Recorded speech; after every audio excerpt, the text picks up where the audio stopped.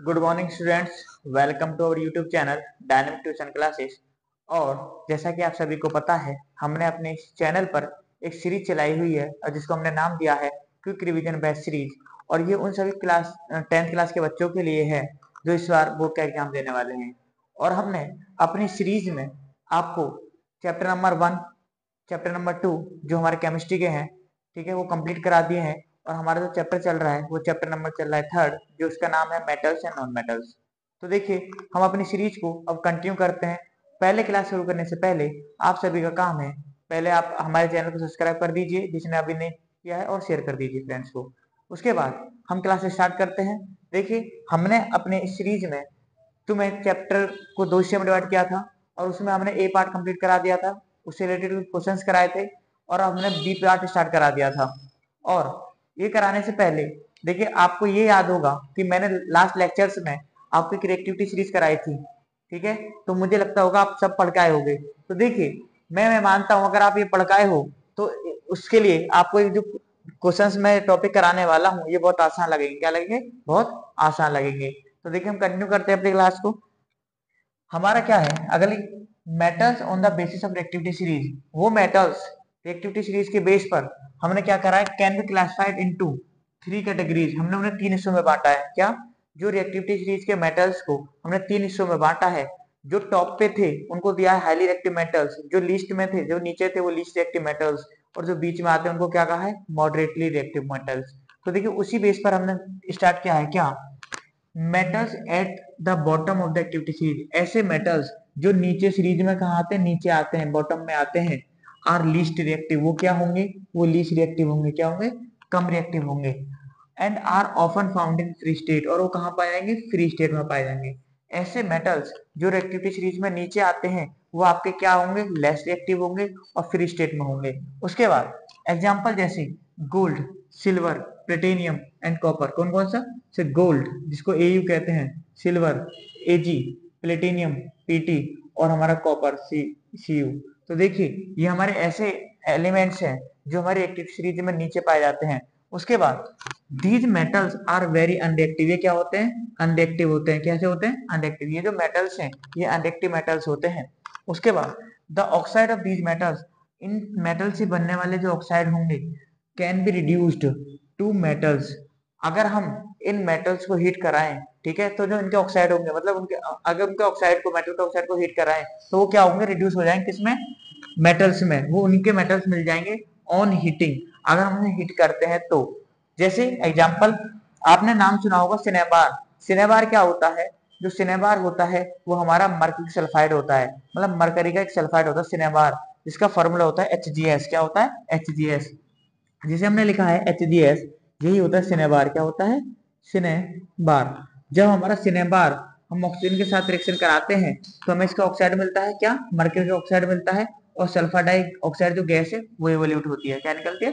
Sulphur dioxide gas evolute होती है।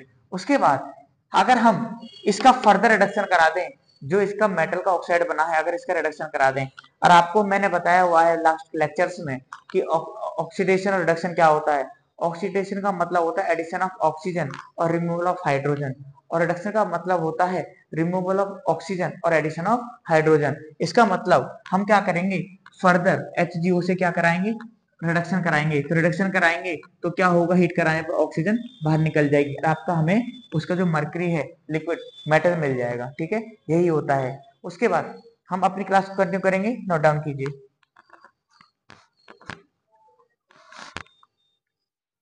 देखिए भाई, आगे चलते हैं। और आगे क्या है, आगे जो हमारा अगला टॉपिक है वो लिखा हुआ है, मतलब अगली जो पॉइंट है वो लिखा हुआ है metals at the top of the activity series. उस रिएक्टिविटी सीरीज में जो भी मेटल्स टॉप पर आते हैं, जो भी मेटल्स एक्टिविटी सीरीज में टॉप पर आते हैं, वो क्या होते हैं? Are so reactive. वो बहुत ज्यादा रिएक्टिव होते हैं। That they are not found in nature. जो हमारे नेचर में जो नहीं पाए जाते, किसमें? फ्री स्टेट में। इसका मतलब जो मेटल्स टॉप पर आते हैं वो हाईली रिएक्टिव होते हैं और वो नेचर में टॉप, हमारे फ्री स्टेट में नहीं पाए जाते। उसके बाद एग्जाम्पल जैसे potassium, sodium, calcium, magnesium, aluminium, ये सारे क्या हैं? ये ऐसे मेटल्स हैं जो रिएक्टिविटी सीरीज में टॉप पर पाए जाते हैं। अगला पॉइंट लिखा हुआ है metals in the middle of the activity series. ऐसे मेटल्स जो रिएक्टिविटी सीरीज में बीच में आते हैं, मिडिल में आते हैं, ठीक है, objective series are moderately reactive. देखिए ना ही ये ज्यादा हाईली रिएक्टिव होते और ना ही लीस्ट रिएक्टिव होते, ये आते हैं मॉडरेटली रिएक्टिव, मतलब बीच में होते हैं। उसके बाद they are found in the earth crust, ये कहाँ पाए जाते हैं? अर्थ क्रस्ट में पाए जाते हैं ऑक्साइड की तरह, किसकी तरह? ऑक्साइड्स की तरह, सल्फाइड्स की तरह और कार्बोनेट की फॉर्म में। मतलब जो भी मॉडरेटली रिएक्टिव होते हैं हमारे अर्थ क्रस्ट में पाए जाते हैं ऑक्साइड्स की तरह, सल्फाइड्स की तरह और कार्बोनेट की फॉर्म में पाए जाते हैं। एग्जाम्पल जैसे जिंक, आयरन, लेड, ये सारे क्या है? हमारे मॉडरेटली रिएक्टिव एलिमेंट्स हैं। अगला पॉइंट लिखा हुआ है द हाईली रिएक्टिव मेटल्स, ऐसे मेटल्स जो हाईली रिएक्टिव होते हैं आर यूज्ड एज, उनका यूज किया जाता है एक रिड्यूसिंग एजेंट की तरह। किसकी तरह? रिड्यूसिंग एजेंट की तरह। ऐसे मेटल्स जो हाईली रिएक्टिव होते हैं उन्हें रिड्यूसिंग एजेंट की तरह यूज किया जाता है बिकॉज, क्योंकि दे कैन डिस्प्लेस मेटल्स, ये क्या करते हैं? मेटल्स को डिस्प्लेस कर देते हैं, उन्हें हटा देते हैं of lower reactivity from there compound, मतलब उनके कंपाउंड से ये डिस्प्लेस कर देते हैं लोअर रिएक्टिविटी वाले एलिमेंट्स को। जैसे आपको MnO2 है, क्या है? मैंगनीज ऑक्साइड, और हमारा जो MnO2 रिएक्शन करेगा एल्यूमिनियम के साथ, किसके साथ? एल्यूमिनियम के साथ, तो क्या होगा? एक तो होगा Mn बनेगा, क्या बनेगा? Mn जो लिक्विड फॉर्म में होगा आपका, एक एल्यूमिनियम ऑक्साइड फॉर्म होगा और एक हीट निकलेगी, क्या निकलेगी? हीट। तो यहाँ पे क्या हुआ? रिडक्शन हुआ, रिड्यूस करा दिया गया। ठीक है, नोट डाउन कीजिए, आगे चलते हैं। और देखिए प्रॉपर नोट्स बनाइए और साथ के साथ रिवाइजन करते चलिए क्योंकि एग्जाम बहुत ही फास्ट आने वाला है। हाँ भाई, आगे देखिए, और आगे क्या है? आगे हमने लिखा है थर्मिट रिएक्शन। क्या लिखा है?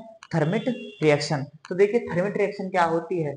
थर्मिट रिएक्शन देखिए हम लिखते हैं जैसे आयरन ऑक्साइड Fe2O3 और एल्यूमिनियम, जब हमारा आयरन ऑक्साइड और एल्यूमिनियम के साथ रिएक्शन होगी तो हमें एक तो आयरन जो होगा वो हमारा अलग निकल जाएगा, लिक्विड फॉर्म में होगा, और जो हमारा बनेगा आपका एल्यूमिनियम ऑक्साइड बनेगा और हीट रिलीज होगी। तो थर्मिट रिएक्शन में बहुत लार्ज अमाउंट में हीट रिलीज होती है। क्या होती है? बहुत लार्ज अमाउंट में हीट रिलीज होती है। वॉइस तो क्लियर आ रही है ना आप लोगों को? देखिए बहुत ही लार्ज अमाउंट में हीट क्या होती है? रिलीज होती है थर्मिट रिएक्शन। तो देखिए लिखा हुआ है the amount of heat evolve is so large, जब अमाउंट ऑफ हीट जो हो वो बहुत ही ज्यादा निकले, that the metals are produced in the molten state, जो भी हमें मेटल मिले वो मोल्टन फॉर्म में मिले। किस में मिले? मोल्टन फॉर्म में। जैसे जो आयरन था वो आयरन किस फॉर्म में होगा? मोल्टन फॉर्म में होगा। किस में होगा? मोल्टन फॉर्म में। और देखिए ये जो रिएक्शन मैंने लिखी हुई है इस रिएक्शन का हम यूज करते हैं जो वेल्डिंग वगैरह होती है तो उसमें भी रिएक्शन की जाती है। मतलब रेलवे ट्रैक्स को जो हमारे क्रैक वगैरह आ जाते हैं रेलवे ट्रैक्स में, उन्हें ज्वाइन करने के लिए जो रिएक्शन होगी वो यही रिएक्शन होती है। क्या? The reaction is used to join the railway track, जो भी रेल की पटरियां होती है, यहाँ ट्रैक होते हैं, और क्रैक्ड मशीन पार्ट, जो ऐसे मशीन पार्ट होते हैं जो क्रैक हो जाते हैं, उन्हें जोड़ने के लिए जो रिएक्शन होती है, जो वेल्डिंग वगैरह कराई जाती है, ये वही रिएक्शन होती है। जैसे अगर मैं आपको बताऊं तो देखिए आप किसी आयरन के पीस पर वेल्डिंग कर रहे हो तो आप जो वो रॉड लगाते हो मशीन में, वो जो रॉड होती है वो एल्यूमिनियम की होती है। किसकी होती है? एल्यूमिनियम की होती है। ऑक्सीजन कांटेक्ट में आकर ये रिएक्शन हमारी शो होती है और उसके बाद हमें जो आयरन है वो मोल्टन फॉर्म में आता है। ठीक है, तभी वो जोड़ हमारे क्रैक को बंद कर पाता है। उसके बाद अब आप देखिए पूछोगे सर एलॉय क्या होते हैं, तो देखिए एलॉय क्या है? N alloy is a homogeneous mixture. जो एलॉय होता है एक होमोजेनियस मिक्सचर होता है, किसका? टू और मोर मेटल्स। देखिए या तो दो या दो से ज्यादा मेटल्स का मिक्सचर हो सकता है, या एलॉय जो होता है वो एक मेटल का एक नॉन मेटल का मिक्सचर भी हो सकता है। तो इसका मतलब हम ये कह सकते हैं एलॉय जो होता है वो मिक्सचर होता है टू और मोर मेटल्स का, या मेटल या नॉन मेटल का। ठीक है, जो मिक्स होगा किसमें? मोल्टन स्टेट में। अगर हम मोल्टन स्टेट में मिक्स कर दें, किसमें? मोल्टन स्टेट में मिक्स कर दें, तो वही होता है हमारा एलॉय। अब मैं कुछ एलॉय लिखे हुए हैं जो पेपर में पूछे जाते हैं, जैसे सोल्डर, जो हम टांके वगैरह लगाते हैं तो एक सोल्डर का तार आता है। ठीक है, तो जो सोल्डर होता है किस किस का मिक्सचर होता है? सोल्डर होता है टिन का और लेड का। किसका होता है? टिन और लेड, मतलब SN&Pb, इसका मिक्सचर होता है कौन सा? सोल्डर। उसके बाद जो हमारा ब्रास होता है, ब्रास, तो ब्रास किस किस का मिक्सचर होता है? ब्रास होता है कॉपर का और जिंक का। किस किस का? सर कॉपर का और जिंक का मिक्सचर होता है ब्रास। और सर जो ब्रॉन्ज होता है वो कॉपर और टिन का। जो हमारा ब्रॉन्ज होता है वो मिक्सचर होता है सर कॉपर का और टिन का। ठीक है, उसके बाद एक पॉइंट लिखा हुआ है मैंने लास्ट नोट में कि जो अमलगम है वो एक एलॉय है। अमलगम भी क्या है? एक एलॉय है। लेकिन वो एलॉय बनेगा कैसे? जब आप किसी मेटल को मरकरी के साथ मिक्स करा दोगे, जब किसी मेटल को मरकरी के साथ मिक्स कराते हैं तो हमारा बनता है अमलगम। क्या बनता है? अमलगम। तो देखिए बॉयज और स्टूडेंट जो भी हो सारे, आप हमारी क्लास को देख रहे हो, हम अपनी क्लास को आज इतना ही रखते हैं और हम अपनी क्लास नेक्स्ट क्लास में जो हमारा टॉपिक होगा एक्सट्रैक्शन ऑफ मेटल, उसे कराने के बाद क्वेश्चन कराएंगे और हमारा चैप्टर कंप्लीट हो जाएगा। ठीक है, आज अपनी क्लास में इतना ही। थैंक यू टू ऑल और सब्सक्राइब दिस चैनल।